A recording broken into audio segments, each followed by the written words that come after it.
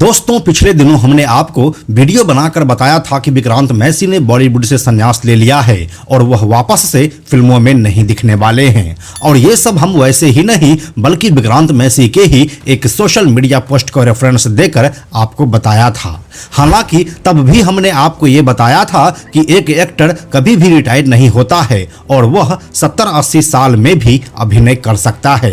लेकिन विक्रांत मैसी के केस में यह 2 दिन भी नहीं चल पाया और वह अपने वापसी के संकेत दे दिए। लेकिन बॉलीवुड में ऐसा हो ही क्यों रहा है? इस समय ये कैसा ट्रेंड चल रहा है जिसे बॉलीवुड धड़ल्ले से कॉपी कर रहा है और खुद को कूल बनाने के चक्कर में अपनी भद्द पिटवा लेते हैं। जानेंगे इस पूरी कहानी में कि कैसे बॉलीवुड लोगों के इमोशन के साथ खेल कर रहा है। तो चलिए वीडियो को शुरू करते हैं। दोस्तों, इस पूरी कहानी की शुरुआत हम पूनम पांडे वाले इंसिडेंट से कर रहे हैं। इसी साल के फरवरी महीने में बॉलीवुड एक्ट्रेस और मॉडल पूनम पांडे ने अपने पीआर के थ्रू अपनी मौत की खबर मीडिया में चलवा दी थी। उनकी मौत की वजह सर्वाइकल कैंसर बताई गई। पूनम पांडे की टीम ने ही मौत की जानकारी दी। यह न्यूज देखते ही देखते पूरे सोशल मीडिया से लेकर मेन स्ट्रीम मीडिया तक फैल गई और लोग अपने अपने तरह से संवेदना दिखाने लगे।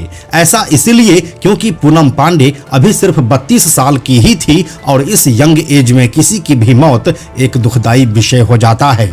जैसे ही यह खबर पूरी तरह से फैल गई तो फिर 2 दिनों के बाद ही पूनम पांडे वापस से अपने सोशल मीडिया पर आई और कही कि वह बिल्कुल ठीक है और उसकी मौत की खबर सर्वाइकल कैंसर अवेयरनेस के लिए चलाया गया था।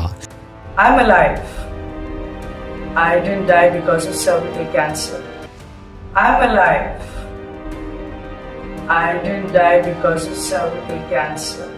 ये पूरी तरह से एक ब्रांड प्रमोशन था जो जनता की इमोशन के साथ खेला गया था। ऐसी चीजें लोगों में अविश्वास पैदा करता है और साथ ही उस व्यक्ति के लिए सम्मान का अभाव भी दिखाता है जो इससे जुड़े हुए हैं। पूनम पांडे पहली बार साल 2011 में उस समय चर्चा में आ गई थी जब उसने कहा था कि अगर इंडिया वर्ल्ड कप जीत गई तो वह न्यूड हो जाएंगी। इंडिया की वर्ल्ड कप जीतने के बाद पूनम पांडे के नाम की काफी चर्चा हुई थी। हालांकि इस स्टंट का भी उसे क्षणिक ही फायदा मिला था। फिर पूनम पांडे के उस खबर के बाद वह वापस से गायब हो गई और बिल्कुल भी प्रासंगिक नहीं रही। ऐसा ही दूसरा एक केस नेहा कक्कर के लिए भी देखने को मिला था। सिंगर नेहा कक्कर ने अपनी शादी के कुछ दिनों के बाद ही अपने सोशल मीडिया पर अपने हस्बैंड रोहनप्रीत सिंह के साथ एक फोटो शेयर की थी जिसमें वह अपना बेबी बम्प दिखा रही थी।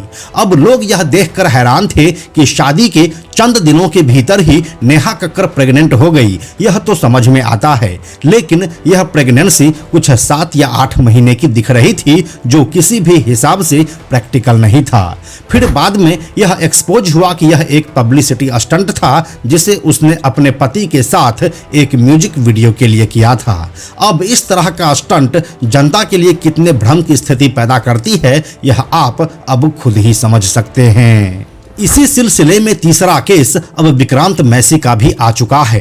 विक्रांत मैसी ने अपने सोशल मीडिया के माध्यम से कहा कि वह अपने एक्टिंग करियर से रिटायरमेंट ले रहे हैं। सबने इस चीज को सीरियसली लिया, लेकिन जब 2 दिनों के बाद ही वह अपना बयान बदला तो सामने आया कि यह भी एक पब्लिसिटी स्टंट ही था। एक्चुअली विक्रांत मैसी को सबसे ज्यादा लोकप्रियता उसकी फिल्म 12th फेल से मिली थी। अब उसी फिल्म के मेकिंग का एक फुल फीचर फिल्म आ रहा है जिसे विधु विनोद चोपड़ा ही डायरेक्ट किए हैं। इस फिल्म में उस पूरे फिल्म के मेकिंग प्रोसेस को दिखाया गया है जिसका नाम रखा है जीरो से रीस्टार्ट। अब चूंकि इस फिल्म का टाइटल ही रीस्टार्ट है इसलिए विक्रांत मैसी ने अपने करियर को रीस्टार्ट करने का ढोंग सोशल मीडिया पर रचा और यह फिल्म के पब्लिसिटी का एक हिस्सा बन गया।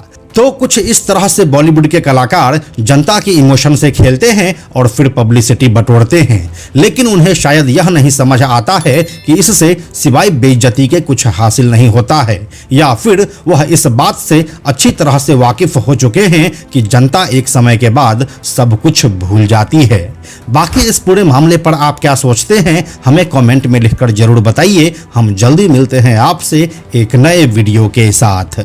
यह वीडियो अगर आपको अच्छी लगी है तो इसे लाइक और शेयर भी करें। साथ ही एंटरटेनमेंट की दुनिया के ऐसे ही और वीडियोज को लगातार देखते रहने के लिए बेजोर फिल्म्स के इस चैनल को सब्सक्राइब करके बेल आइकॉन जरूर ऑन कर लें। हम जल्दी मिलते हैं आपसे एक नए कहानी के साथ।